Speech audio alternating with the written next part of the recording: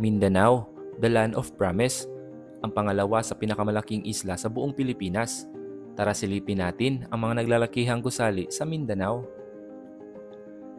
Number 5 sa listahan ay ang Avida Towers Aspera Tower 1 na matatagpuan sa lungsod ng Cagayan de Oro.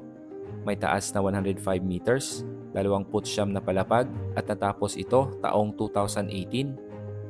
Ang lungsod ng Cagayan de Oro ang pangatlo sa may pinakamataas na populasyon sa buong Mindanao. Ang lungsod na ito ang sentro sa probinsya ng Misamis Oriental at makikita sa hilagang gitnang baybayin ng Mindanao. Binansagang ito, the City of Golden Friendship, the Heart of Northern Mindanao, the Gateway to the Land of Promise, at iba pa.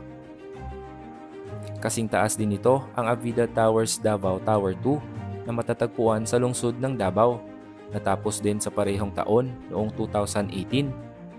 Ang lungsod ng Davao ang pinakamalaking lungsod sa Mindanao at hindi lang sa Mindanao kundi sa buong Pilipinas in terms of land area. At nangunguna ito sa may pinakamataas na populasyon sa buong Mindanao. Binansagan itong King City of the South, Durian Capital of the Philippines, Crown Jewel of Mindanao, at iba pa. Number 4 sa listahan, ang One Paragon Place na matatagpuan din sa lungsod ng Davao. May taas na 107 meters, 28 palapag at kasalukuyan pa itong ginagawa. Ang lungsod ng Davao ang sentro ng Davao Region at matatagpuan ito timog silagang bahagi ng Mindanao. Dito rin matatagpuan ang highest mountain sa Pilipinas, ang Mount Apo.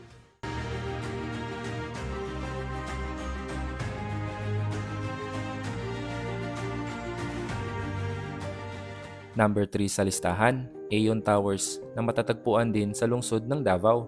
May taas na 108 meters, 33 palapag at natapos ito taong 2021.